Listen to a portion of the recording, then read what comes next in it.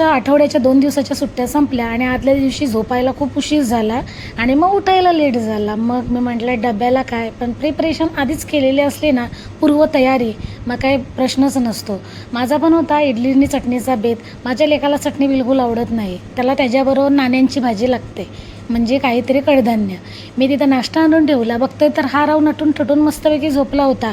आवाज दिल्याबरोबर टुणकन उठला आणि बघा बाप बेट्यांची मस्तपैकी गंमत जम्मत रंगली होती. बायकांच्या गप्पा संपत नाही ना, तशा आमच्या घरात ह्या दोघांच्या गप्पा संपत नाही. हा त्याच्या मित्रांची गंमत जम्मत बाबाला सांगत होता, असं झालं तसं झालं.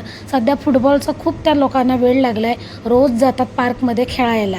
आता म्हणतो मी मोठा झाला. हे दोघंजणं गेल्याच्या नंतर माझ्या नाश्त्याची तयारी झाली. इथना तिथना, कारण नाचतच होते मी. आणि तुम्ही म्हणाल नाश्ता करून झाल्याच्या नंतर हे गडद गडद लाल लाल काय दिसते, बरे पडदे टाकलेले आहेत आणि लाईटच लावले, त्याच्यामुळं हा सगळा वातावरण असा वाटतोय.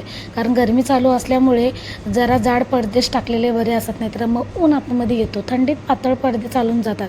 आणि काय आहे ना, विंडो AC आहे ना घरी, त्याच्यामुळे धूळ कशी ना कशी येते. माझ्या खिडक्या वगैरे बंद असतात तरी पण सकाळच्या तेवढ्या ओपन करते, पण ती धूळ येते. मग ड्रेसिंग टेबलला आठवड्यातून मी अगदी साफ करते, किंवा धूळ दिसली असली, माझा हात असेल रिकामी असेल तर मग काम चालू असतो. एका साईडला खजूर संपत आलेले, म्हटलं आहे ते खाऊन घेऊया, पुन्हा नवीन घरी पार्सल येतील.